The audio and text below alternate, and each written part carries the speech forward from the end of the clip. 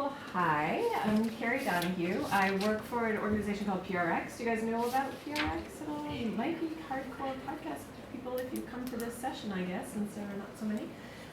So PRX used to be called the Public Radio Exchange, and it is one of the distributors, a content creator and distributor in the public radio system. I'm new to PRX. I was teaching at Columbia Journalism School. I was the head of the audio program at Columbia for the last 5 years. I am a grad of that program. I've been teaching there since like 2002. And I would be at any point totally happy to talk about what might go into a decision about graduate school for journalism, since I've thought about it a ton. And I've also taught that presentation that Josh Benton just did was really excellent. It's very similar to of course, many lectures at Columbia, but some particular things about the role, like in August, when all the students arrive at Columbia, I was the person responsible for putting them through a multimedia boot camp like experience, kind of coming out of what actually a core tenet of Columbia's training, which is to do audio as part of like one of the first things you do. And that's because I will tell you again and again that learning to write well for audio will improve all of your writing. Like I say this to very skeptical print people all the time, and I really mean it. And when you meet print people who have converted to audio, they always go, oh yeah, this actually made all my writing really better. So I'm going to be a little bit in pitch mode because I'm a total evangelist for radio. For me, it was something I found really early. I was a musician in high school, and when I went to college, I got sort of two things. I got really obsessed with making like somewhat unlistenable rock and roll shows at my campus radio station, and then getting into the idea of community radio and just like the power of people being able to represent themselves in media. I just totally love that. I moved home to Maine. I got involved in a community radio station there. I later got this I was a social worker during the day and volunteering at the radio station, and I got this like wacky idea that I could go to New York, go to Columbia Journalism School, and try out this idea if I could get paid to make radio. So like that was like almost 20 years ago now, and I've basically been working in radio the whole time. So I hope for you guys as college journalists, you have found this thing that might be like a thread of your passion through the rest of your career. I feel super lucky that that's happened for me, and I feel like just incredibly lucky that audio is just like booming right now, which I'll go into. So I'm going to try this. Oh my gosh, do you need me to have the mic? Is it okay? Like it's so much louder. Okay, gosh, do you need me to have the mic? Yes, you do. Okay, great. I will now. So I'm Kerry Donahue. I work at PRX. I want to point out, first of all, that PRX, there's a very cool thing about I think it's about a mile from here in Alston at 267 Western Ave. Are you guys local, or are you from around the country? No? Okay, well, you're just a little bit? Okay. Well, this is one thing. We hope to open more podcast garages. On the left, this is a building that's owned by Harvard. And on the left is the old Jiffy Lube that this used to be, and on the right is the new cool-looking podcast garage. So this is a very PRXian idea. PRX has a lot of like startup value to it, and the idea that if you're going to make stuff, you need a space to make it in. So they made the podcast garage so that people could come in and try out podcasting. And I think it's super groovy. It's got two sort of components to it. It's got a studio where you can go and record. It's pretty inexpensive. You can become a member, and it's even cheaper. And then on the other side, there's a classroom. And so as the director, totally new job I have as the director of training, I'm managing the person who, as I live in New York and she lives here in Boston, I'm managing the person who basically develops all of the trainings that we're doing at the podcast garage. And there are more of them. So if you are local, it's actually one of those places to keep an eye on. If it's not local, then we'll talk about other places that you could start to make podcasts. I mean, we know there's lots of podcasters who just make podcasts out of their bedroom, but I think a studio can still be a really nice option to have if you're getting serious about it. Wait, do any of you make a podcast now? Anybody? No? Think about it. And you do listen to podcasts. You guys have some favorite podcasts you're listening to? There's so few of you, I wasn't thinking I could go around. Do you have any, what are some favorite podcasts you have? Anybody? Yeah? I'm also a double major in Latin American Studies, and I feel like the Latinx podcast does a lot to educate me about what I'm trying to learn. Oh, awesome. That's great. And do you listen to Radio Ambulante as well, by any chance? Do you know this one? No, I don't. So it's now been picked up by NPR. It's the host of it is this man named Daniel Alarcon, and he was a colleague of mine at Columbia. Now he's a full professor, at Columbia Journalism School. And I don't speak Spanish, so it is in Spanish. I don't know if that's in your language. But they have just started doing translations of the episodes, and I recently had the experience of reading a translation while listening to an audio thing, which if you'd asked me in the abstract, I was like, that'd never work. And then when I did it, it was actually pretty great. So there may be episodes of Radio Ambulante that would be, related to something that you want to, learn about, and that would be worthwhile. It's very narrative. It's been called like This American Life for Spanish language thing, and they cover Central and South America broadly. They had an American audience tended to think that, like Mexicans wouldn't be interested in issues that, affect Chileans, and they've sort of through a narrative style found a through line. So, other things you guys listening to? Yeah. I was gonna mention Radio Ambulante, and it's like not related to news, but The Minimalist is something that I've been lately. Really? And should I listen to that, do you think? My cousin recommended it for me. She's trying to start like a new minimalist lifestyle. And it's very much about like taking your life as if like it was like a little grain of salt. It's really interesting. Oh, nice. It's a lot of reflection. As someone who has a lot of clutter, I think I could listen to that, so that would be helpful. And you? So I've listened to Queen Sugar.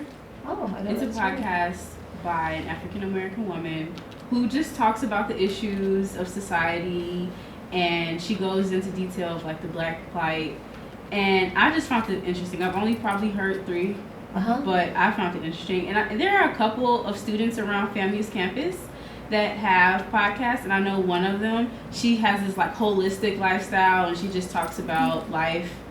So that's awesome. That's great. I'll talk about some of the qualities of podcasting that make it really great. Like when you find somebody that you really, get invested in their worldview, or you just want to, like, you kind of like the way they think, and you get a chance to really be exposed to that. It feels like quite an intimate relationship. There are, at this moment, I just was trying to look because at PRX we've been saying there's about 450,000 podcasts out there. And I just read now people are saying it's over like 500,000 podcasts that are active, which seems totally insane to me, but it's nice that I have a colleague at PRX who says there's like an embarrassment of niches in podcasting. So there's lots of sort of like thin slices and deep ones, so you can really go deep on something you care about or something you're experiencing or something that really resonates with you. So did you guys have anyone to add? Yeah? I like Rough Translation. Oh, yeah. I think that was one of the first podcasts that I felt like I could latch on to while also learning a lot at the same time. They did a really great job. They're basically taking like international news stories and sort of looking, or taking domestic stories really, and looking at international parallels, which is great. It remains a challenge to get American audiences to care about international issues. So they did some of those episodes were totally amazing, actually. So, and your last one, do you have anything?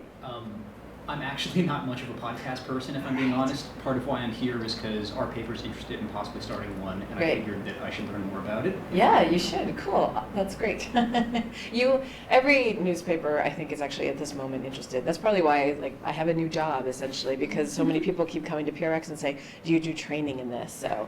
So I'm going to say it's really an audio renaissance, and it's true. As dire as Josh Benton's presentation was about the current state of journalism, and as urgent as some of the issues that we're all facing are, it's actually a pretty exciting time in terms of audio. There's a report that comes out every year called The Infinite Dial. I'm kind of a big fan of this, the name of this report even, and it gives us some stats. And the first stat here is not from The Infinite Dial. This actually comes from Nelson Metrics measurement of listener data. But we find that for now, the audience for public radio has just grown so exponentially. So if you're like right now, Morning Edition, NPR's Morning Edition, All Things Considered, and Marketplace are the top 3 news talks shows in the country. And they have an average of 37 million listeners each week, sort of collectively. I think it's almost 15 million for Morning Edition or for All Things Considered. Those numbers are really much higher than anything you're going to see in TV news. There's very few places in which that level of audience is being captured. So that's really exciting. There are a lot of jobs in public radio now. This is some of this is just the general news interest that's happened since Trump was elected, but some of this is just, I think, in some ways, this whole space growing. So then from the Infinite Dial, what you see is that we have, and these are numbers that people look, as lots of opportunities still in this space, but this is a growing amount. We see that there are 44% of Americans have actually listened to a podcast, 26% listened to the last month, and these numbers get more intense in terms of what we're thinking in this space. So 17% have listened in the last week. And then on average, the person who listens to a podcast listens to about 7 podcasts a week, which that number has been getting, like, it was high and it stays pretty high. So, and then we saw this other thing just recently. Apple, which still is kind of the major gatekeeper and sort of tastemaker of podcasting, started capturing some metrics. And one of the biggest ones, especially because it's a very sponsorship-driven revenue model, people were like, okay, well, sure, how many people are actually, when they download an episode, how many people are actually listening to it? Like, you could be capturing downloads, but, like my phone downloads a ton of podcasts, and I won't check in on them from time to time. I don't listen to every episode. I'm a little bit of an absurd user, though. I'm like, I got like 50 to download. So, but like, we found that people who do listen to it, they listen to about 80% complete the whole episode. So that starts to mean a bunch of things in terms of advertisers' attractiveness to this space. There's a bunch of other data in here, too, about the current demographics of who consumes podcasts, and it's a very attractive demographic. It's very educated. It's like very wealthy.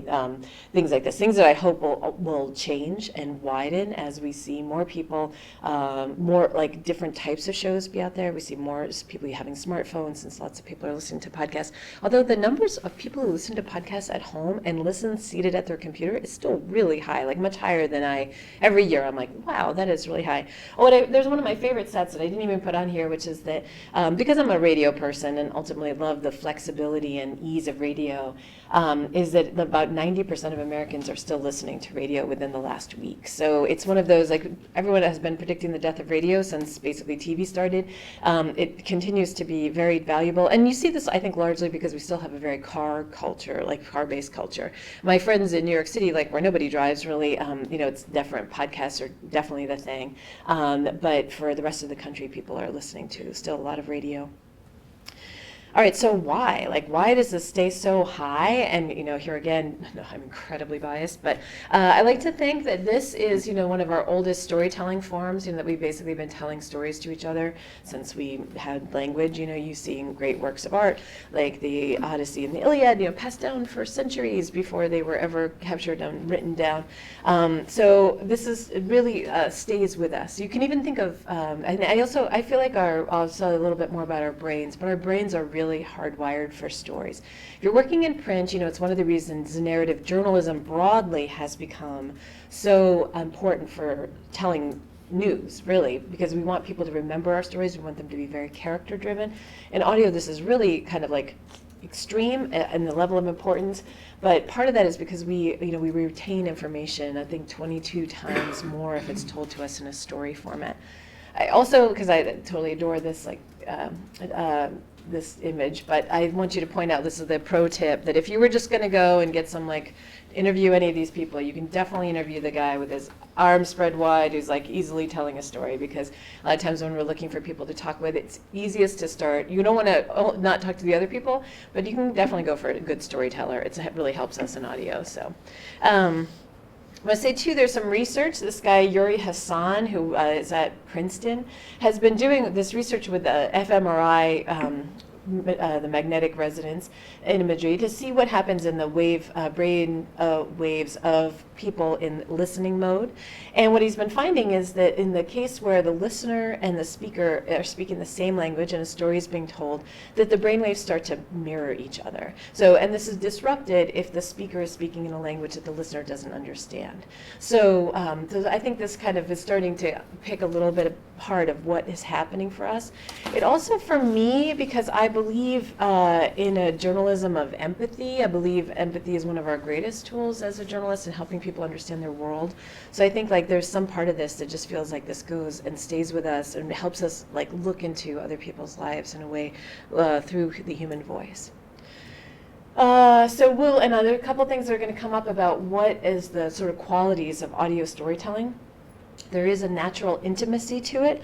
It's really we have been describing writing for radio, and now for podcasts it's even more so, as kind of like a telephone call to a friend, that you're going to that it's that one-on-one. So it's a broadcast medium. It can be if a podcast is kind of narrow casting, but you are really thinking, even when you're writing for radio, you're writing for one person usually. You can decide who that person is, you can think about that person, but one of the best ways when I have journalists who come back from reporting their story and they're not sure what their goals should be, like how to structure it, I say go tell someone what you just reported and listen to the way you structured it. You're basically going to be kind of thinking of that person, that one-on-one. This also works great for print, but for radio it's really essential because we are going to write as if we're talking to, I usually say to my students, like a good friend, maybe someone just slightly older than you are in your age range, but like somebody that you can be conversational with, but you're can be pretty conversational, use contractions and slang to a degree, but just thinking about a little bit of clarity and how you're going to express that to them. So there's also a focus. A listener listening to audio really can't be talking to other people. It's not like when you're watching TV and you can be watching collectively. It's pretty hard to listen to radio as a collective group. When Serial came out, I took my class. I actually invited all the Columbia J School students to come and have Serial with Serial, and we would listen to the last episode together. And it was so strange to listen to that podcast, which had been so in my ear, in a group. I remember thinking it was like the strangest thing to have that. So there's kind of a focus that the listener needs to bring, which is helpful. It can also mean that, it means a bunch of things about why you're writing for one person. It also means that you're gonna, when you capture them, like it's usually when people are in the middle of doing something, when they're gonna be like driving, or they're gonna be in the morning getting ready for work or school or whatever. This is when they might have time to focus, when they're not talking to other people. And then the other thing we're asking a lot is participation from our listeners. So in some ways, like Robert Krulwich, the host of Radio Lab, described radio as the most visual medium in a way, because you are sort of always inviting the listener to come and join you in sort of making a picture, an image of what's happening. You may have had this experience if you've ever, like I did in high school, fallen in love with a radio DJ's voice and then met that radio DJ and you're like, that's not what I thought you'd look like. There's a little bit of a, you can create, it's quite a vivid world, and it's a kind of exciting thing about writing for radio, because you're able to give imagery that like brings the listener in and lets them create the story with you. Okay, so I wanted to play a couple clips, because this is, remember, I'm kind of like an evangelist on this, but I think that it's really exciting to think about the way, like some of the distinctive qualities of using sound to tell your stories. And one thing is that you can really capture emotion. So this is a little clip from a story that a woman named Kerry Donahue did for the show Radio Lab, and it was called Nazi Summer Camp, and it was about German POWs being interned here in this country in World War II. And there's one of the German, she interviewed this man who was talking about what it felt like when he got off the trains initially and he realized he was going to be, I think they were in the Midwest somewhere. So just listen to his voice. Actually, it was, I should say, it was really a sort of heaven. Okay. There's something about that. You can imagine this, right, in print, right? You see it right there. But it's different when you hear it with his tone, that hesitation, that age. You can hear how old he is. You can still hear his accent. That's just all of a sudden there are characteristics that are coming through to you that are very, it'll help you remember him. Like you're starting to think a bunch of things. This guy, he does go on in the rest of the story about how this was like remarkable. We treated the Germans very well when they were here as POWs largely. Another thing is there's an ability to use sound to create scenes. So again, thinking about the listener, bringing it in, helping the listener participate and create a scene in your mind. So this is an example. I've used this a lot. It comes from there was a period in NPR's history. This is a reporter named Ivan Watson, and he was based in Iraq. And this is I'll play it, and then we can talk about it. I don't want to blow it for you guys.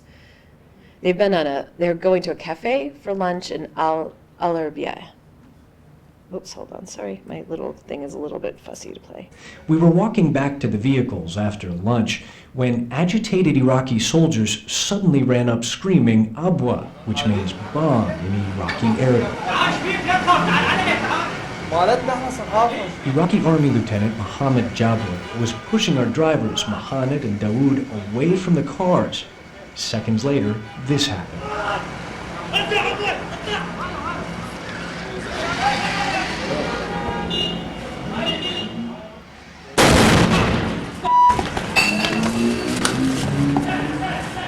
That's the sound of our armored BMW exploding in a flash of fire about 15 feet from where we were standing.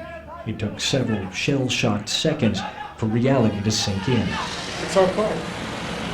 It's an old car. It's our car. They put a sticky bomb on our car. Wow. The BMW was in flames. Miraculously, no one was wounded.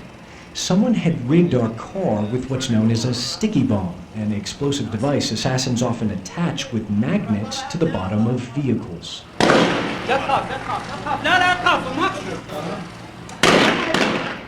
Iraqi soldiers blocked traffic on Rabia Street by firing warning shots in the air as Iraqi firefighters rushed to put out the blaze. He goes on after that to talk about the eggs that are like 6 feet away and don't even break, the way that BMW is constructed, right? It's really, there's a moment, when I teach this at Columbia, I will play the whole piece because that pause before the bomb, and this is, you hear the reporter is recording narration after the fact. Like, the fact, honestly, that he was rolling through all of that, which means, like, he was recording, is always, like, one of the more remarkable things about that tape for me. But he's, come out from lunch, there's this warning, there's this pause. He even does it in his narration, because he's basically taking you to that moment of confusion, and you're in it, and then there's the explosion. This, of course, had great, ramifications after this. Basically, for a number of Western journalists at this period, they stopped going out and talking to people. They would basically send fixers out. This was a pretty significant thing and a fairly terrifying thing in terms of a news organization. But I really like Ivan Watson's reporting, and I really like the immediacy of it. You hear the way that he keeps narrating the sound that's there, so the fact that there's gunfire afterward and letting us know that those are the way that people are warning other folks coming to the scene. So I think it's really that intimacy and immediacy that broadcast generally has. You get this when you watch live video of events, but in audio it's more, for me it's more evocative. Another thing, I really love this clip of tape. So you can really convey, we talked a little bit about with that German, that emotion in his voice, but there's also a sense of personality. This is a little clip from a piece that Hannah Jaffe-Walt, who's a reporter at This American Life, did, describing this man, John Britton. Listen to how, her writing is also absolutely excellent here too. The person who got Hartford to go from screaming over that report to actually doing what it called for was a man named John Britton.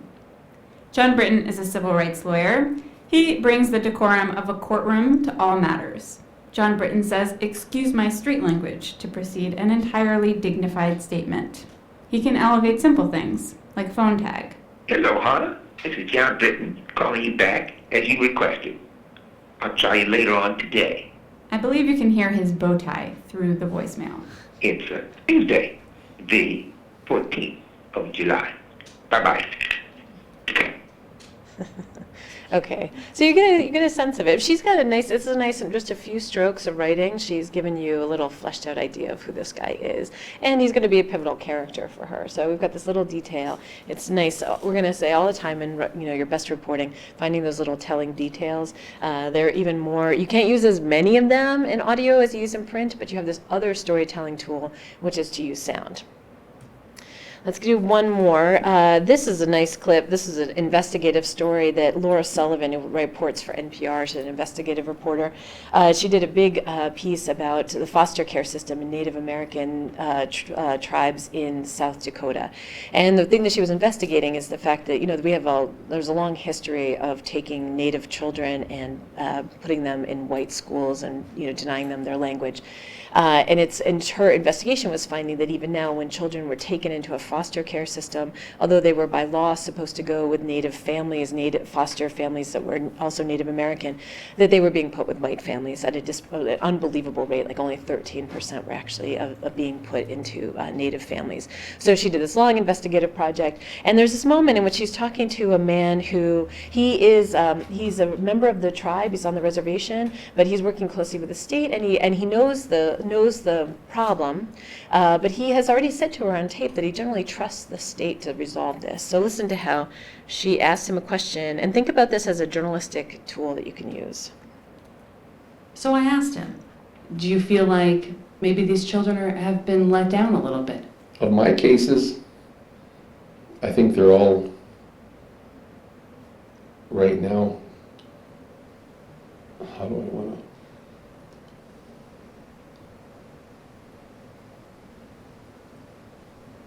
The placement of the children right now are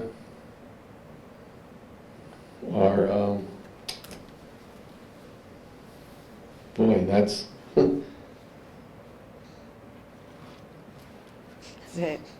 So you didn't even give an answer in the end, you know.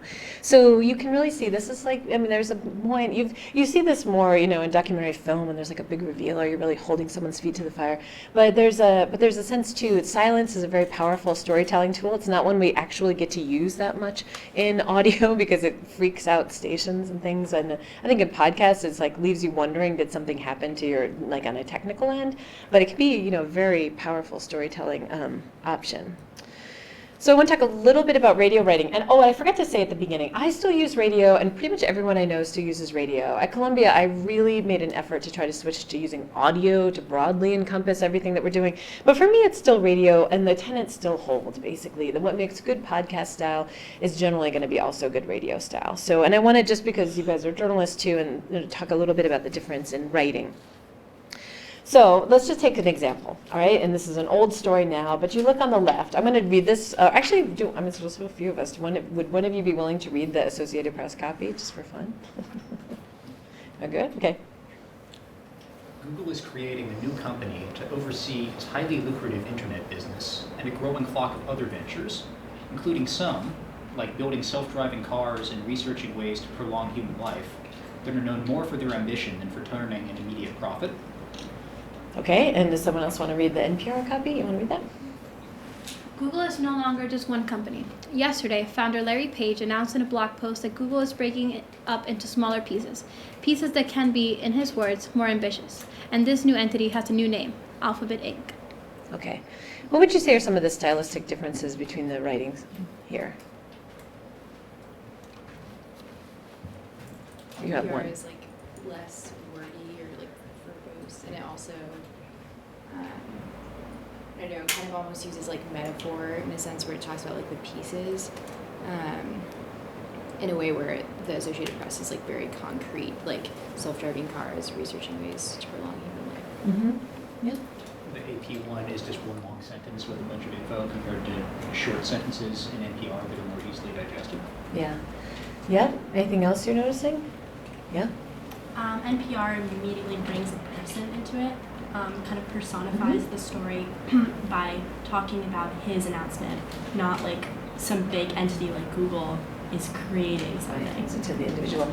I know it's really set up for us to hear tape. I always say we have a very Pavlovian sense in radio that as soon as I hear someone's name, I think I'm going to hear tape from them. So there is a way to kind of like bring that voice in quickly. So anything else you see? Yeah.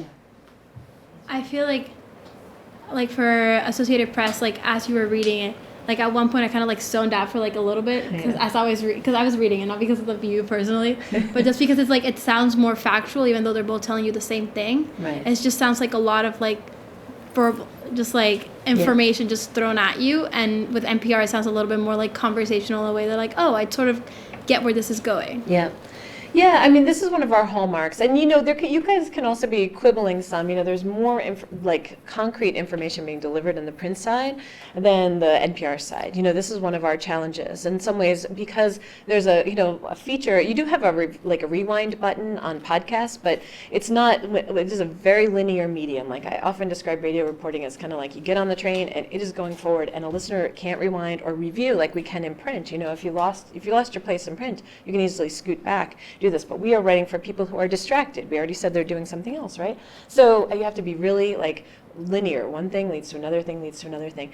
At times that can feel like, you know, you have to reorder your facts some. At times it can feel like you're leading with just like the, not tip of the iceberg, but sometimes it makes what you're reporting, it doesn't feel as complex as you would when you're doing print stories. I joke with my print students at Columbia that, you know, sometimes I say you do all of the reporting and then you throw out a bunch of the facts and basically go with what's the emotional part.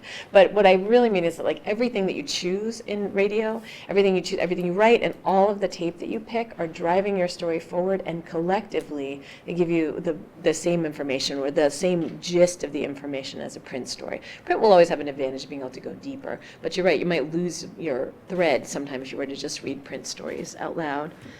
So to capture some of that, good radio writing, actually one of the core things, I have to jump down to the third one, is conversational. And this is one of my favorite things. This is why I say that if you learn to write well for radio, it'll improve all of your writing. Because learning to write the way we talk is such even for print, it reads so much better. And it's really different than how you're learning in college usually. Like I say, it's almost like a gift I give my students, a little bit like saying, hey, you have all the freedom now to write the way you talk. Contractions are okay. Fragments are totally fine. In fact, one of the best ways to get better at your radio writing is to record yourself talking and then figure out how to write for your voice. It's like and part of that is because you, as the radio reporter or the podcast host, you are a really integral part to the listener's understanding of the story. So it needs to be very conversational. It needs to be really concise. So we use a lot of like the subject, verb, object, which is, if you listen to yourself talk, is pretty much how we talk to each other too. We write a lot more in present tense. We're always using says instead of said, except occasional times in newscasts. It's very visual writing, but not a lot of adjectives, a lot more sort of muscular verbs, like a lot more, like the description you pick has to be super telling. And it's linear, and you have to kind of keep giving the listener reminders along the way because they can actually get lost, and can't rewind. So good tape, when you get good tape, and this is the exciting part of it, that it moves the story forward, that it's going to be, it needs to be well recorded. So I teach a lot about great mic placement and what kind of microphones you're going to use. It can be really expressive. A lot of times the tape that works best for us is emotional tape. It is going to be people in storytelling mode, or they're going to talk about how an issue or something affected them. And then it gets really symphonic and memorable when there's the blend between the two. You don't repeat, you support and build, and at some point you get out of the way of your tape. Like one of the core things that we do a lot in our audio work is try to get to tape as fast as possible. And if it's a podcast and you're doing an interview, it just means like, Mark Maron does like a huge preamble each, and that helps you feel more identified with him if you actually listen to it. I think a lot of people skip it, but like you get into the interview, get to your tape, like get to what matters the most. What does the listener need to learn from this? So there's, I've already touched on this, but you are part of the storytelling here. That actually gets to sometimes people, I just want to acknowledge, if any of you end up going into audio, that you will probably not like listening to your own voice. Very few people actually like listening to their own voice. There's kind of a phenomenon in which your body acts as a resonator for you in your ears, so your voice sounds deeper and more full than it sounds when it's recorded. Kind of bad news is you actually probably sound more like that recording, but it's why there's a big disconnect. So we talk some, Columbia, when I first started teaching, we didn't talk about delivery until like the end of the semester. I have really moved that up now because there is sort of a performance aspect to telling radio stories and audio stories. But it's still, there are no barriers to entry at this point in terms of your voice quality. We worry sometimes in interviews, if we have talked to people with extremely thick accents, if our listening audience needs to adjust somehow to that accent. But these are the kind of details that we work on now. All right, so I wanted to make a slide that was like strengths and challenges, I'm calling them, of audio, just to call them out. So we've already talked about a couple of these things. There's real intimacy here. It's very memorable. It's really emotional, so also going in the category of memorable. It can really bring you there. It's got an anonymity that can be really nice. Of course, in print, you're kind of working on a medium that you're not going to necessarily have to see someone, and you can use more anonymous sources. But if you're coming from the world of TV or documentary, this can be a really nice way for storytelling. There's sometimes, every now and then, you can mask someone's voice if you need to, but generally, in part because you're not seeing someone, it's easy enough to bring them. And honestly, it may sound, if you're a print reporter, it might seem impossible that you could make a microphone that you're holding disappear, but if you have really good eye contact, you can really make that disappear and let the person tell a really natural story. There's a great Studs Terkel quote. It says, sometimes people say things into the microphone that they didn't even know that they knew. It's like things like there's a self-awareness, a reflectiveness. If you are an interviewer that's really deeply listening to someone, the microphone, there's some other public radio producers that call them magic sticks, and I'm not quite that woo-woo, but I've seen it happen actually. So. And it's accessible. It's really great. I mean, that podcast garage that's not far from here, basically, like, and part of why I've taken this new job is I really want to like throw open the doors and bring more people in to making podcasts. And even in the parts of the developing world, there's been an access for radio that's, been remarkable, like this ability to transmit information for people to come in and talk quite immediately about things that are affecting them or their lives or connect with people. I mean, a call-in talk radio show is really one of the most basic versions of audience engagement that we've had as a model in our media for a long time. There are some limitations, and they're worth, since I'm an evangelist, I'm like, oh, they're all things to be worked with here. We talked about some of these too. It's very linear. You got your distracted listener. They are smart, and they want to be told a story, and they want to remember it, but they are busy. So you have to really keep that in mind when you're writing for them. It takes more time than people think, so you have to be careful when you're a newspaper wanting to start in a podcast thing. To get it right, it's going to be harder than you think. The best stuff sounds really easy, but that can take a long time. Like, I don't know if you guys listen, there's an NPR show called Invisibilia, and one of the hosts, Elise Spiegel, she's sort of famous for taking like 8-hour interviews with people. Like you'll never hear all those 8 hours, but that's like, there's a lot of time that goes into distilling it down to the story that you're going to hear. Which is kind of an extreme example, so don't panic. But and then this one is really actually specific to podcasting, the limited reach. You can make a really wonderful, very well reported and produced podcast, and it's just hard to find listenership right now. Actually, it's hard when there are over 500,000 podcasts being made to reach your audience specifically. So how do you do that? That's actually like across the world of all media right now. Finding your audience is one of our biggest challenges. I mean, this little Venn diagram here a little bit, because there is a good amount of overlap between radio and podcasts, and I wanted to just list some of the different types of things. So like everything from like pure fun, high production, and reporting, it kind of depends. For me, I think because I'm a news person, fiction falls somewhere in this too, but like it's more common in podcasts, and we don't have much of a tradition at the moment of listening to fiction on the radio, but we do get a growing number of fiction podcasts. So call in, that's like generally that's pretty much only a radio thing, although you see smart podcasts, like a great podcast called Death, Sex, and Money that I think is doing a really excellent job bringing in listener stories and starting to program for listener stories. They just did a really fairly recently did a series about college debt, like student debt, and that was basically an idea suggested by listeners and then built entirely around listener stories. But there's a lag. It's not the same immediacy as the call-in. Similar idea, different sort of production method. Interview news, that's like interview crosses, I would say, is like so solidly like right here, because you can do it in both mediums really well. It's like bread and butter for us. And when you think of things that are different than print, like the fact you can do an interview is really one of those like kind of big stylistic differences. There are interviews like in print, but they're so common for us. And I'm noticing a lot of stylistic changes in Morning Edition, where there's even more interview style. So narrative is the one we're focusing on a lot today. So there's high production and medium to high reporting, depending on the type of thing, and then produced interviews and news. So this is like a lot of reporting, and you can see in different mediums how this comes out. I wanted to talk about style a little bit. So this is going to be, I wanted to play you some examples of different things. So with, all of these podcasts out there, there are different styles. I'm very public radio focused, and my background's all in public radio. So some of these, I would try to pick a couple examples that are a little bit outside of it. First off, do you guys know Another Round by any chance? A podcast with Heaven and Tracy's. I really like this one.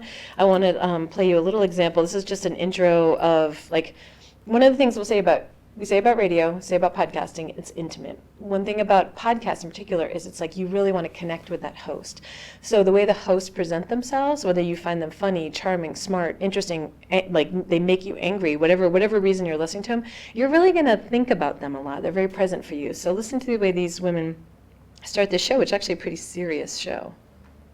Hi everyone, I'm Heaven. I'd have to burp. That's the intro. Excuse me.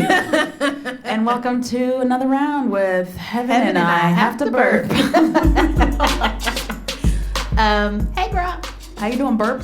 I am so burpy today. I don't know what's going on. So it is Mental Health Awareness Week. AKA every day of my life. AKA every day of our lives. Yes. And every episode. Yes. But it's a special week, so we want to celebrate in a very particular way. Yeah. And the way that we want to celebrate is by telling you to take your ass outside. This is the Go Outside episode. It is. I feel like we don't go outside and play enough. Facts.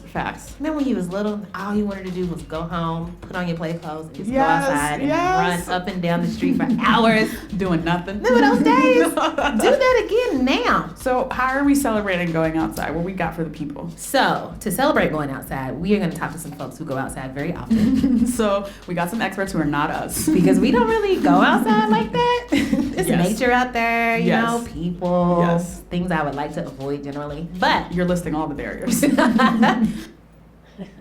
Okay, so what do you guys notice about this? So just a couple of notes that Yeah. I took from that one podcast was that there was music in the background. They definitely put their own stamp on the podcast, so it probably sets itself apart from other podcasts. And they mentioned that they were going to start talking with outside experts, so that probably could be a good element to include. Yeah. Yeah, this is kind of what we would call kind of a billboard almost for what you're going to hear in the rest of the podcast. It's being done in a very conversational way, but there's kind of a stay tuned, you know, we're going to come back. We're actually going to talk to some experts here too. It's like they've established the topic of the show. They haven't told you who they're going to talk to necessarily. They've given you a sense that they think about this, you know, they're being very playful, like we don't go outside, but like we want to talk about going outside kind of thing. So, music, they're using music. There's a general vibe, right? Like, I mean, depending on whatever response you might have, but you're like, these sound like people I'd want to hang out with.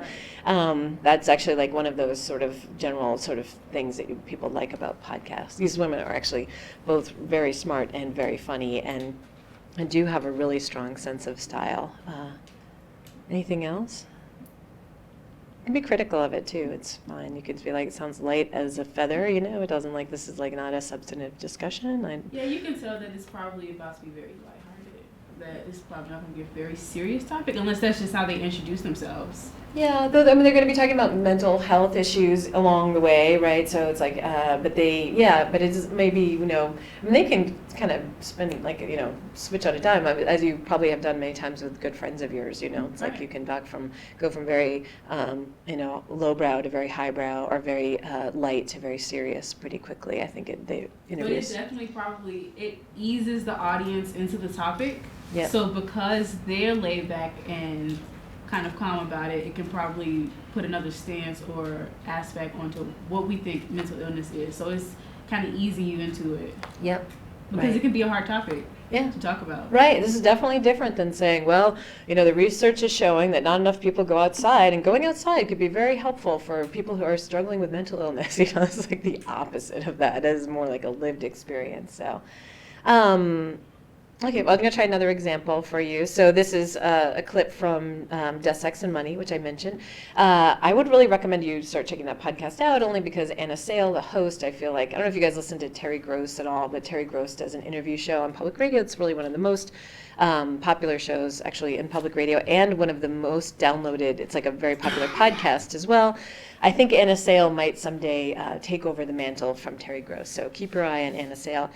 This is a clip from an interview that she did about a man who realized that his daughter was not biologically his through a paternity test. Her show is tagline Death, Sex, and Money, things that we think about all the time and we don't talk about enough. So listen to how she sets that up. Think about how the role she's playing as an interviewer and how she asks her questions. Was there part of you that thought, I don't want to know? Yeah, totally. That's, I think, why it took so long for me to do it. That's not something that you want to know, especially when you love something so much. How old was the baby when you had the test? She was almost 16 months, I think. How did you, what did the test involve? How did you do it? You just show up and they do a cheek swab. Did you take You just her? sign a couple documents, and yeah, I took her in. And since I was the legal guardian, I didn't have to have mother's consent, and so I just went. And How did you get the results? through a phone call. I was at work, and then the the woman gave me this statistical analysis of the DNA and ended with, you have a 0% probability of being the father.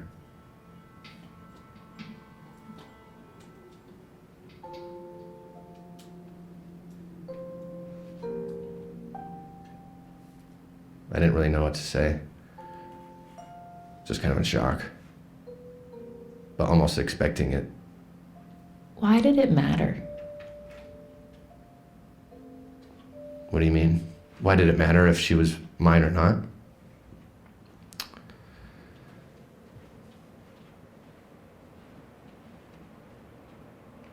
I think it's just biology. I think there's something that you need to know, that that's your baby.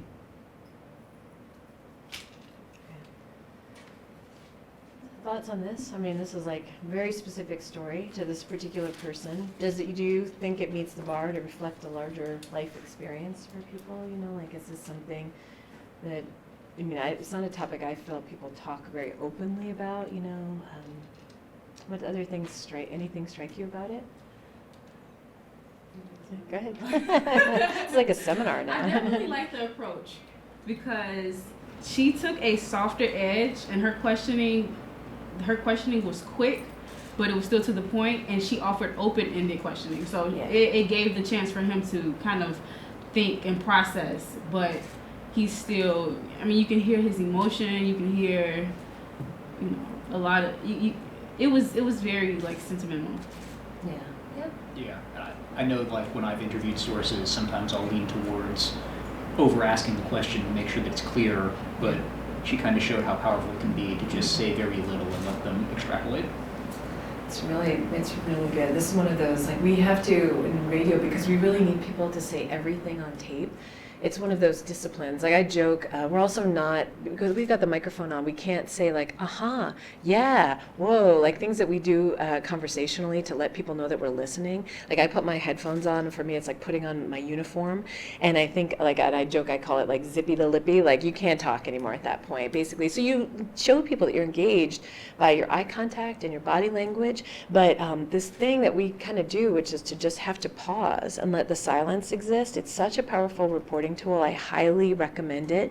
And one of the other things that you hear Anna doing, because you can hear her questions, is that, and you guys probably feel this, I know a lot of my Columbia students feel this way, it's like you spend so much time as a student journalist like trying to convince your source that you know your topic, that like you have done the work, right? And like you want to seem smart and engaged. And a lot of times in radio, we like purposely, we because we're representing the listener not knowing something, and because we need people to articulate it, we will just not, we will kind of play dumb almost, you know? So welcome back, you came back, hooray. So it's like a really, and it's just a powerful reporting tool. Try it sometime. We even, it's so awkward about radio. We have to get at the end of our interviews. I do it at the end. Other people do it other places, but I always do it at the end. We have to get a minute of room tone just to get a sense, like you use it as a mixing thing if you need to, like if the room that you're doing the interview in is not as pristine as the studio where you're going to record your narration, and use it to blend it. And that minute of room tone has, for me, become a real reporting tool, because I literally cannot look someone in the eye without talking to them. I want to make them comfortable. So I had to stare at my watch, but what it allows me to do is review my notes, because generally when I'm doing an interview, I make all my questions in advance, but I don't look at them, because of my higher level need is to make sure that I'm paying attention, and I'm asking good follow-up questions.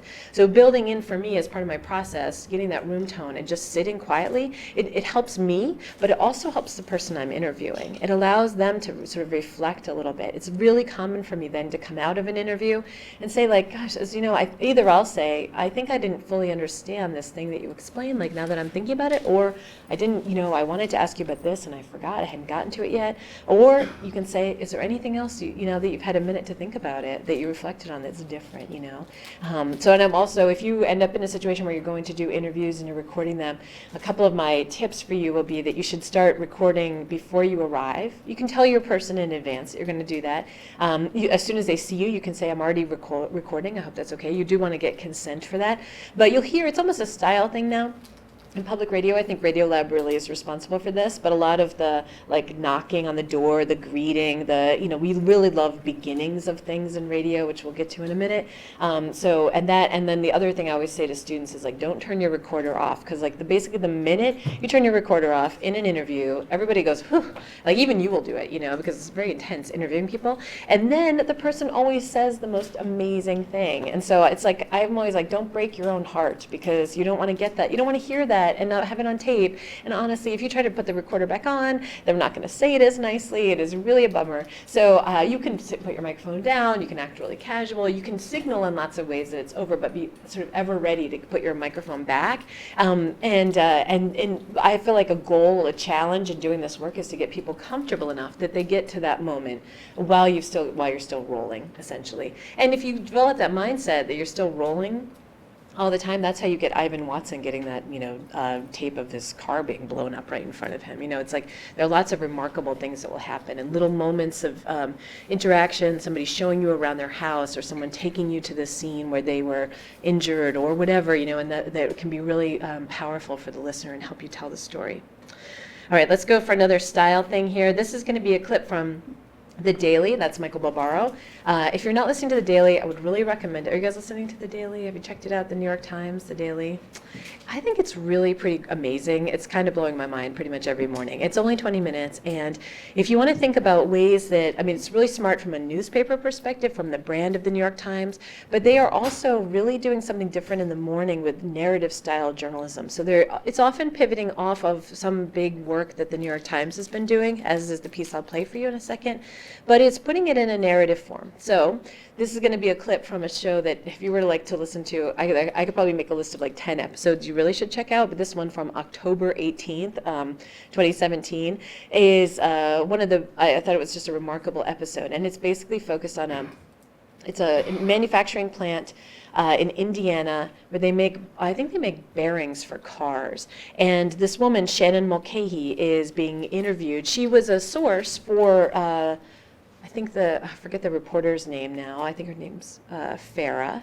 It's Farah. And she, this New York Times reporter goes and finds this woman. She's the lead person in her narrative story for the print version, but they both come in to talk to Michael Barbaro, and he starts to tell the story, weaving. I think of it almost like a braid.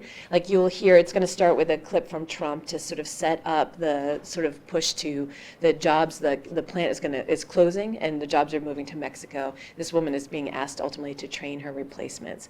So where are you going to start that story? So listen to how he starts it and think about the weaving of the voices between Michael Barbaro, Farah, the New York Times reporter, and Shannon Mulcahy herself. Let's see. Say what you want, Indiana. I've been talking about Carrier now for 4 months, right? Before I even knew that we were going to be coming. Literally from the day. Literally from the day. Just a mile down the road from the Carrier plant in Indianapolis is the Rexnord plant, where steelworkers have been manufacturing the Cadillac of steel bearings for nearly 60 years, strengthening the parts through a process known as heat treating. I gotta say, I've never ran scrap the whole time I've been there. You've never run scrap? Okay, I guess that's kind of shop talk. Scrap is like a bad part, like knowing that it's bad and you send it on through. Shannon Mulcahy worked at Rexnord for almost 18 years. In heat treat, it's got to be pretty much perfect. We've got different customers that depend on that bearing, and it can't fail out on the field. Whether it be conveyor, a bridge, different things like that, to hurt somebody out there on the field. And if you get that part, say, you didn't temper it enough, okay, that will lead to the part cracking and breaking. Some of these are infrastructure that carry human beings back and forth. It would seem pretty vital. I take pride in my work.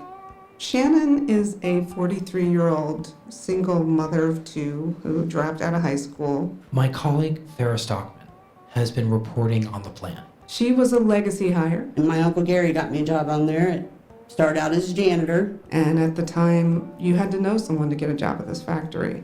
And so she begged him for a job? Yeah. Wasn't kind of like the janitor who cleans the bathrooms. It was the janitor who shovels out the machine chips and the coolant, fill the coolant, pump out the machines of the coolant. It was a nasty job. But I stuck with it. Okay. What do you think of that one?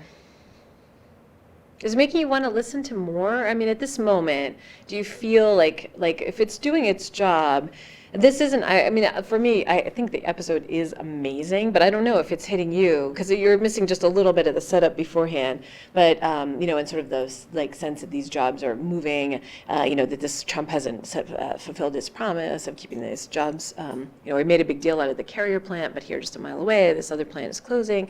So you had you're missing a little bit of that, but do you feel compelled to find out what happens next? A little bit? That's one of our goals of narrative storytelling, that kind of like, hey, what's going to happen next? What do I care about? I really like one of the things, by starting Shannon and that place, I think of all the places you could have started this, by starting her with talking about this like kind of jargony thing, I feel like it does, generally we don't like jargon in our audio reporting because it can be a little alienating for the listener, but for me it has a way of establishing her as an expert right away. You know, here's this woman, she didn't finish, she didn't go to college, right? She's losing her job, she's been working a very blue-collar job. And she's already established very quickly for us, she has pride in her work, that the work that she does matters, that this actually is like, you know, somebody could die if the work she does isn't good. And that she, you know, that she's been doing this a long time. So she's an expert right away. I really appreciate that about this.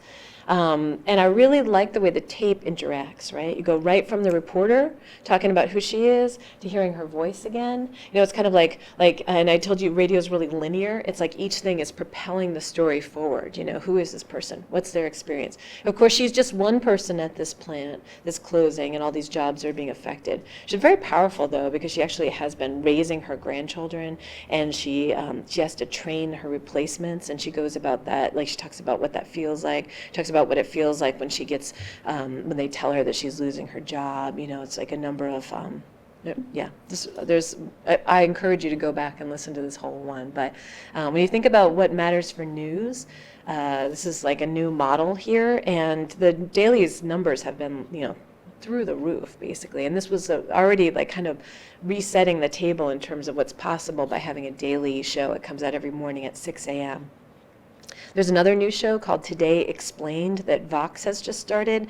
The host of it, Sean Rameshwaram, is one of my favorite people. He's so funny and smart. That comes out, I think, closer to 6 p.m. every day. But in our news world, those are two kind of big things that are happening. And Today Explained is really great. And I would encourage you to kind of mess around and see which one you like, if you want to tune in to, or time to time. But like if you care about this space at all and care about news and who's consuming it, what these sound like to you. The last one I wanted to play is stylistically pretty different. This is Madge's diary. It's the diary of a teenager from Saudi Arabia. It's produced by a guy named Joe Richmond, who does most of his work in a non-narrated fashion. So in this case, he gave Madge a recorder, taught her how to use it, and gave it to her. In over 2 years, she recorded her life. So she records interactions with her friends. You're going to play you a clip here of her talking to her brother, who gets really old school on her in a way that's confusing to her, because I think in part because they're talking on tape. But you hear all sorts of things. You start to learn this interior life of this Saudi girl, what she wants for herself, what she wants from her education. You know, the fact that she knows she's going to get a PhD, the fact that there's going to be an arranged marriage and that her parents are trying to set her up. But when we think about what we know about Saudi women, you know, at least in this country, it's pretty narrow. Like, I don't think it's like we know they've only recently been granted the right to drive. We know sort of facts. But to really get to hear her voice in first person is really great. And then I think like in this dynamic with her brother, who's really surprising her with his conservatism, you can hear like that playful kind of dynamic between them. So listen to this. So when do you think I should get married? You should get married now. Now? You are capable of getting married, so you should get married now, yeah. I will, inshallah, I will be capable in 3 or 4 years as well. No, you are now capable. Yes, and I was capable last year too. Yes, so you are missing a lot of great opportunities. Actually, I think I will miss great opportunities if I do get married. I feel like if I get married, I have to be responsible towards my husband, and so that would stop me from doing the things I want to do. Being responsible for your husband is just very marvelous that you can you will forget everything else. Okay, wow. We're moving on. Do you have any questions for me? Yeah. Go ahead. When you will start to cover yourself properly. I already am. So sometime you're covering your face, sometime not covering, sometime. So it's a bit like hypocrisy or? No, it's not. I usually cover my face. Like when when I have makeup on, or when I'm going out and there are a lot of men in the place where I'm going, I cover my face. But sometimes I don't feel like it's needed. So subjective. Yes. What's the problem with that? Not what I think, what the Prophet and what the Quran tell you to do and to cover. We both know there are a lot of opinions on this by the scholars, so you can't just... Now, according to the majority of the scholars, you should cover your body, excluding maybe, I could say, your hands, and maybe one hole for your eye, yeah. One hole for the eye? What is this? I would trip over everything. Oh, please. You would never say this if I weren't recording. You know that. You're trying to shock people. Anyway, do you have any last things to add? Why you ask a lot of questions? Anyway, she's it's really delightful and remarkable listening to the whole thing. And it's just kind of, it's like a great, when you think of all the coverage that you might hear from Saudi Arabia, to add this piece to it, it's really a nice thing. Does anything strike you guys about it? Anything at all? Feel like it's pretty genuine, maybe? Yeah? Yeah, I was pretty hesitant when you said no narrator, because it seemed like in the other ones that really tied it together, but this was surprisingly fun to listen to and coherent. Yeah, it's good. They're going to use other elements like music. Well, what Joe Richmond does is like kind of magic, because you take these, Madge doesn't know at the beginning that she has to say everything on tape. Like, I've heard interviews that Joe Richmond's done where he's clearly off mic prompting someone to say, like, where are we now? What time of day is it? Like, things like that. He's not with her, and she's just recording her life, but there are all these really lovely scenes, scenes where there's like, she records like an arranged date where her family's getting ready. There's all these playful scenes where she's just visiting with her friends, and everyone's being silly. It's great. Just as a general question, do the people that she interacts with always know that she's recording? Yeah, the mic would be totally visible. So yeah, I think her friends are a little, like she says at one point they're being a little quiet because they're a little bit worried about the mic. They're not totally sure what to make of it. And then her brother's being like extra stern with her because of the mic, So it is a force in there. But there's a great, if you like this at all, there's a bunch of, he did first a bunch of teenage diaries. Those diarists were done 18 years ago. But there's like a teenage mom, a boy with Tourette's, just some I don't know, it was kind of an interesting theory. He's done it with other populations of people too. So he's one of my all-time favorite people and favorite radio producers. So a couple things if you're thinking about doing a podcast, a couple things that you're going to really need to focus on here is frequency is going to be a big question. How often is your podcast going to come out? This matters a little bit more if you're in a situation where you're going to have sponsorship models. Like a lot of times if somebody's going to be, wanting to run ads on your podcast, which is one of the main revenue sources for most podcasts out there, they like to have more content to run more ads. So in that case, it might matter a lot to somebody that you're doing a weekly show. But if you do a weekly show, it's going to be a lot of work. So how are you going to manage to make one that's livable for you? You might go to something more like a chatcast model, which is going to be just like you and a couple friends kind of parsing the week's news or something. You could do a series. You could say we're going to do a series about an issue that we've been focusing on. Maybe it's going to be student debt, or maybe it's going to be something that's happening in your community, and you say we're going to do, there was a really excellent in Nashville Public Radio just did I think it's a 12-part podcast called The Promise, and it was basically embedded in a housing project in East Nashville, one that in fact had a pretty terrible history by being covered by the media, kind of like I think the Tennessean had gone and done an expose and had kind of basically declared it a hellhole, and so people were really bitter. This was like in the 70s. People were like, we do not want to talk to the press, and this reporter managed to go in there and tell this really evocative, rich, detailed story about what life is like in these projects. students housing projects. So that was like I thought a really like a great example of a way that you might do something, but it was time limited. So 12 weeks. She was also filing for, she still had to keep her job. So she was filing for the newsroom the whole time. But over the course of a year, she does this reporting. So you guys can decide something like that. But it's one of those kind of core things, and then you build in the listener expectation. When are they going to be able to expect to hear your show again? What the worst thing you could do is just not let the listener know when to expect, because space is so noisy right now. Like they're going to fall off. They're going to go and listen to some other podcasts. They're going to fall in love with some other host, So you want to keep them knowing when they're going to come back.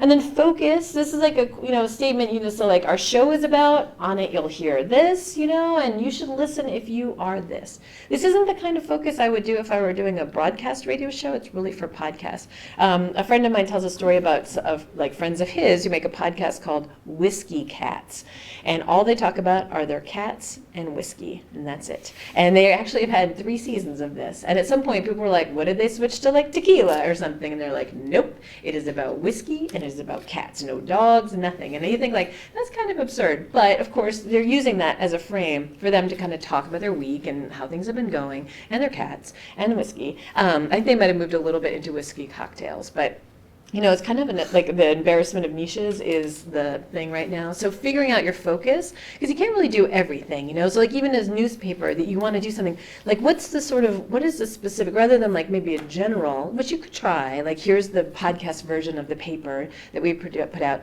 But like, is there something specific to your community that you can really focus in on? Is there some sort of like something that's generally been a really popular part of the newspaper that you might want to, or like maybe you have an advice columnist or something, I'm totally making this up, but like, that you want to bring some element into the podcast, or maybe it becomes the podcast. Maybe it's like, Modern Love, that section in the Times, became a pretty popular podcast for a period as well. Okay, I'm mindful of the time, although you guys can jump in with questions at any point. This, for me, I had to put this up here because this is like the thing that's blowing my mind as I think about what's happening in news in general.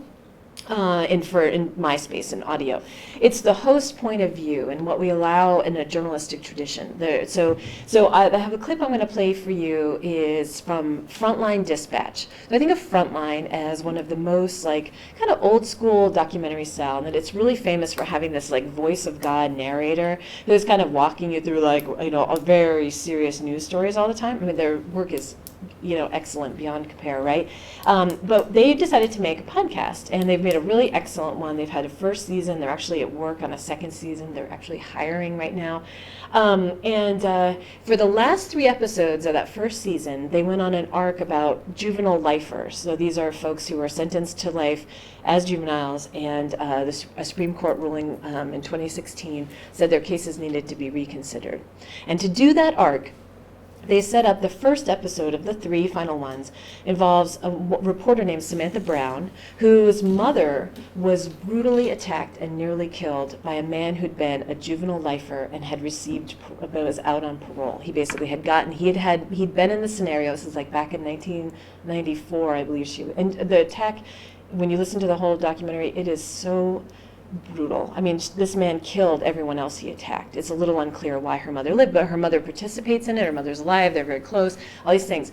But Sam is now, she went and played her documentary at a prison in Pennsylvania and got connected to this inmate who was a juvenile lifer and is now going to be out, possibly going to be able to get out on parole. And the 2 of them, reporter and subject, are exploring this really big issue that from the first, this is the second episode, really affects Sam. So listen to how this goes.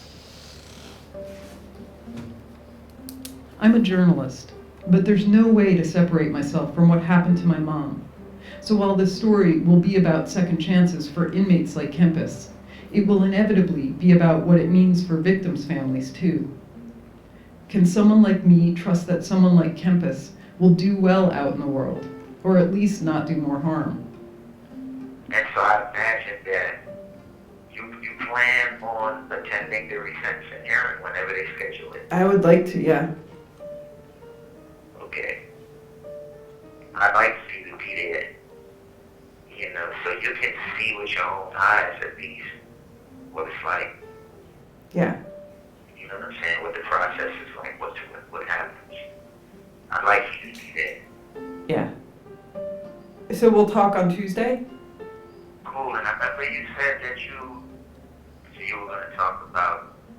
mom. So I didn't know when was that gonna. Do you know when? You have an idea when you wanted to talk about that? I don't. That probably feels, I mean, I know that feels as big to me as it does to you. Right. Yeah. You know, I just want to be there. I'll accompany you on that stretch of the conversation. You know, you have to take me on that part of the conversation. You know what I mean? Yeah, but I'll also say this, Compass, that if you ever have questions for me about that, you know, I feel like, I do feel like this could and should be a two-way conversation. And I feel comfortable with that. And so if you ever feel like there's a moment where you have a question about it, I think it's totally fine for you to turn the tables and ask me. Okay. Yeah. I do, by the way, I do. Okay, like my training at journalism school, this would be like so outside of that, right? This is a relationship forming, like a very transparent relationship between the reporter and the source. He's really human. He's actually taking care of her a little bit, like checking in, like, when do you want to talk about what happened to your mom? You know, she's going to go on with this. There are certain points in which she wants to talk about what Kempis, what put him in prison, the crime, but she's very careful. She doesn't want him to talk about it. She knows how hard it would be for her if she had to hear the man who attacked her mother describe the crime. Like, she knows sort of from the victim's perspective. I just think, and this is frontline. I mean, this is frontline. This is like amazing to me. You know, does it work? I think it's really powerful. I think it's a really remarkable way to tell stories. I think it's the kind of thing we just probably need to keep talking about. You know, what's okay? Like, what works? Where are the ethics in this? You know, I think I don't have any ethical issues with this, but it's something that you see over time. You know, a lot of these podcasts out there, there are very few. One of the problems is because people are kind of thinking it's cheaper to do than it is. There's not as much editing out there as I would like. There's you know, I think there's a real need for rigor and looking at how we're going to ask our questions and stuff. I have like literally no problem with this. I'm just bringing it up as a broad category. But you know, I find the discussion around it super important. So I really want this to be a news medium, and believe, you know, in audio we can make internal edits. We can do all sorts of things with our audio that you were just not ethically allowed to do with print. So it's really always on us to make sure that we're being accurate when we, you know, present information to the listener. It's really like a self-regulating thing. So I feel like let's keep talking about this. Couple, I'm going to kind of speed through these, but techniques of narrative storytelling, they're pretty sound rich. You know these from listening to it.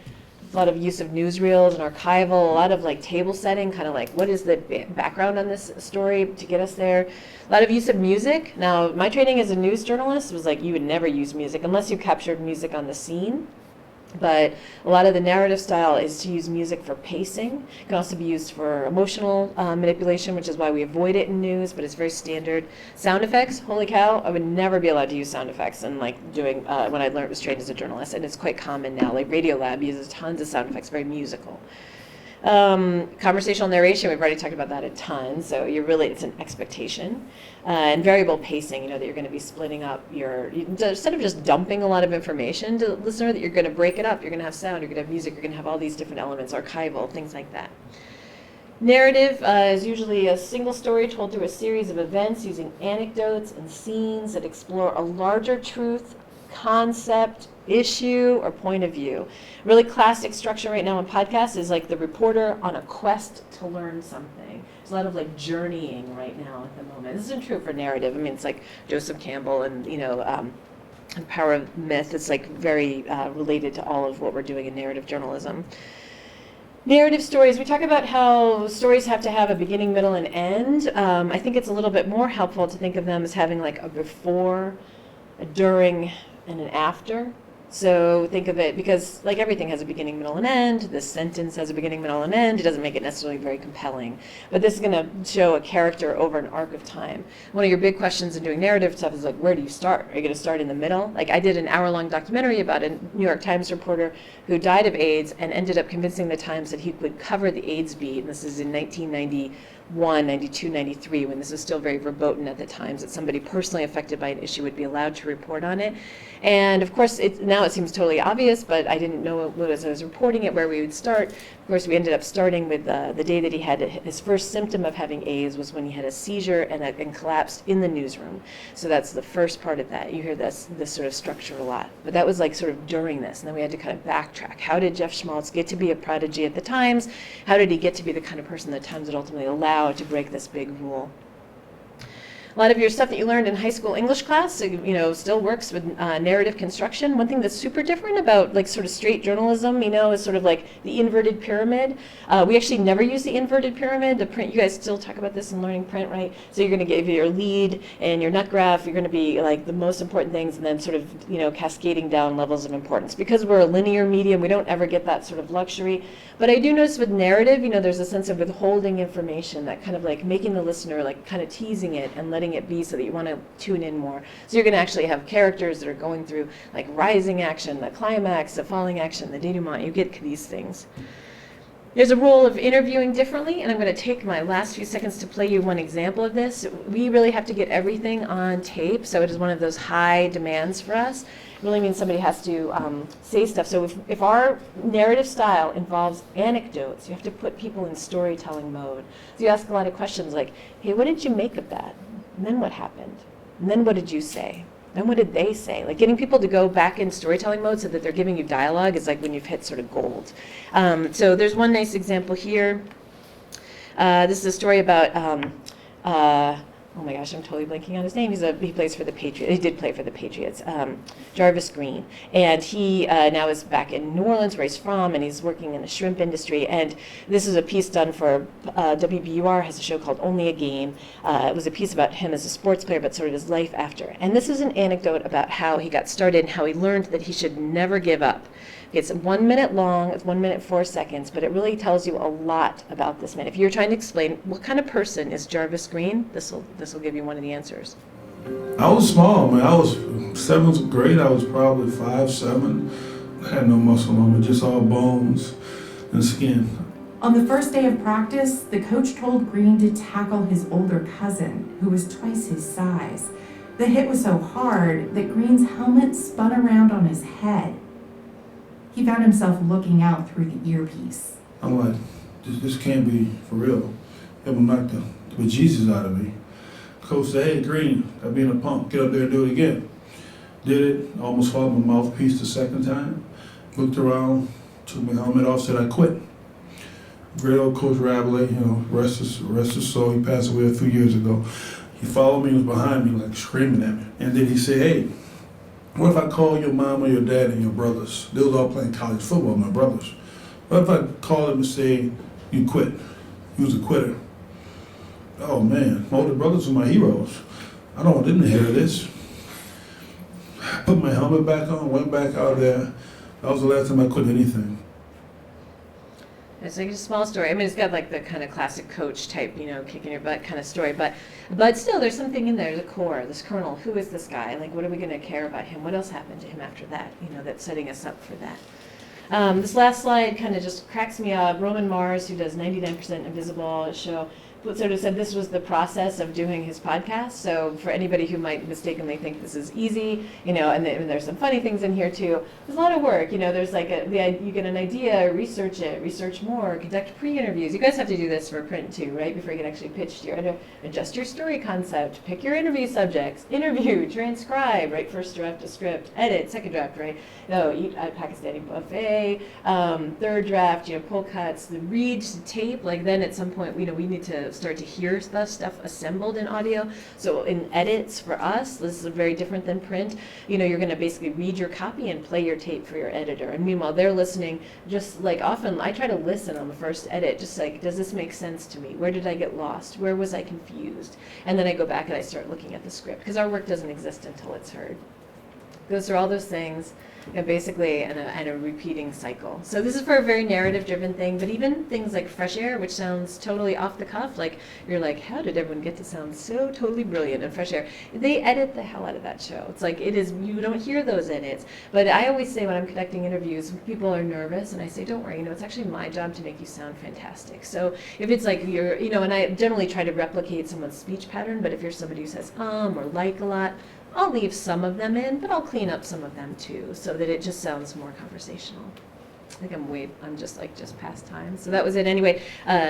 Questions? And also thank you. I'm so glad you guys stayed and you're here, and thanks for coming to the talk. And I'm happy to talk. If you have a podcast idea, I'm happy to talk with you, and I hope you do, and I hope you start podcasting. Yeah? So I go to Florida A&M, and our newspaper, we're really looking to find ways to engage our audience. Yeah. And we were thinking of doing a podcast. So do you have any advice for us in how to start off a podcast for a student newspaper? Well, I think in general, I mean, as for student newspapers, I know I need a good model of somebody who's trying stuff. There people are going to start coming in. I think you should, I'm a big fan of try some things out, see if you can get access to a studio. What city are you based in? Tallahassee. Florida, there's really good public radio. So you might even to call your local public radio station and see if they might let you use the studio, or maybe there might be a studio on campus too, because I think you have Radio station. They have a radio station, right? I was thinking that. So yeah, go there and get some advice from them. I would probably figure out if you, there's a couple different ways I can think off the top that you might actually start to present it. On some level, you might pick kind of the lead people behind the newspaper. How often does your newspaper come out? We are daily content online, but bi-weekly print. Okay. So you might also do bi-weekly audio. You might pick some production cycle that's similar to that. And you probably want to, you might figure out in some cases, it could just be somebody with a name at the paper, or honestly, the person who's willing to put in the time, interviewing the lead reporters on any of the big stories that you have. And let's talk about this. We covered this, or, what are some ongoing issues? You can also bring in key people from the administration, key newsmakers in your community. You could have a news-making segment. I think every pilot I've done for a long time has had sort of 3 segments to it. It's basically, there's an interview. There's usually a setup, here's kind of the stuff of the week, then an interview of some kind, and then some sort of lighter thing, an advice or some sort of how-to kind of element. It could be, you could do maybe more arts or something, so what's going on around town that people might be interested in learning about. And then I would say just make it and keep going. Try stuff out, I think when people are thinking of podcasts, it's good if you make a pilot and that you start doing on paper at least a few more pilots that you want to do. I think with that idea, it's enough for you to go if you want to start getting sponsorship, which would super impress the administration of it's you can go to local businesses. I mean, sponsorship is generally a national thing, but you can go to a local business, a business that really cares about the students or is already really involved, and say yeah, we're trying this podcast. Do you think you'd be interested in having some advertising there? And then you get into a bunch of thorny questions about who will voice the advertising, because you don't want it to be your journalist. Which matters less in non-news organizations, but you could even start bringing in some revenue that way, which will help convince everyone that the podcast is worthwhile. But I'd start short. I don't think it has to be super long. I mean, I would say no more than 20 minutes, and if you did 3 segments, maybe you're going to do a 10-minute interview. But I would call your local public radio station, because I think they'd be thrilled to hear from you for one, and they would, and you might be able to collaborate, and that would help. So, yeah, that's great. Do it. More podcasts, give it a try. So, any other questions? You might need to go. Yeah. Yeah. This is too long of an answer. I was just wondering, you mentioned Fresh Air and how it's super edited, but a lot of these podcasts that are more conversational, I feel that's kind of how they draw in a lot of their audience. The one clip from the 2 women talking about the outdoors is very much a way to kind of zone in on an audience and introduce them to an interior conversation.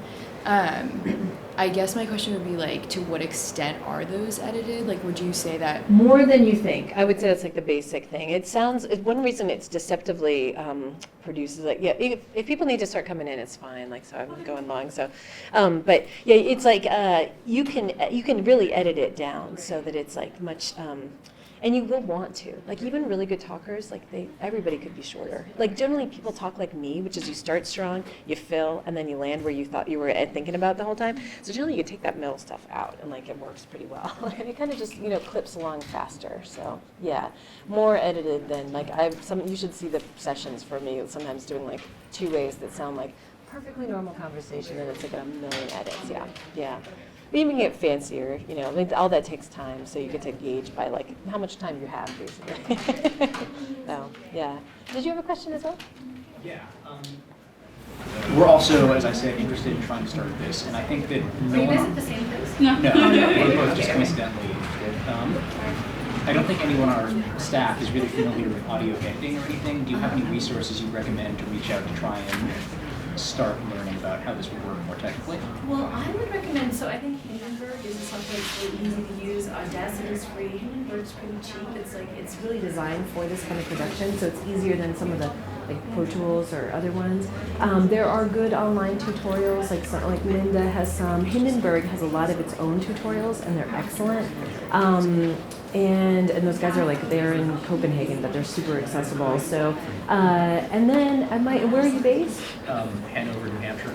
Oh yeah. So yeah, there's New Hampshire Public Radio is so awesome. You might actually just tell them you want to do this, and somebody might volunteer to come in and teach you a little. They probably use Audition. I would guess a lot of the public radio newsrooms, especially when they're statewide, use Audition because it's easy to network and it's pretty easy to learn. Yeah, and then just there's a great website, transom.org. It's really amazing and it has so much information about gear that you'd want to buy or how to get started or what to think about in editing, everything, ethical issues, writing, all those things. So. Also, really recommend Hot Pod, which Josh Benton mentioned, that newsletter that Nick Qua does. If you care about this space, you should absolutely be reading that. And Nick's such a nice guy and such a kind of remarkable role model, I think, for somebody who did find a niche and really is exploring it. So that would be good. If I'm up near Hanover, I'll come and train you. I'm going to Maine tonight. It's not that far away, so I can train you. Where in Maine? I'm north of Portland, Cumberland's right. I go to Bowdoin. How you do? Oh, that's great. I was just talking to some Bowdoin grads. I met someone with Bowdoin grads recently, and it's oh yeah. I would have never gone to Bowdoin because I was so sick of Maine growing up, and now I'm oh, I love Maine so much. Yeah, so I've gotten a lot of cool. Yeah, definitely. Sure. Yeah. Well, thank you. It's so nice. Thank you very much, really, for coming. And I don't actually have any cards from PRX, but I'm pretty easy to find in every avenue. But it's Kerry Donahue, spelled the most Irish American way, at prx.org, and you can absolutely reach out, and we'd be happy to help. Thank you. Okay. Thank you so much.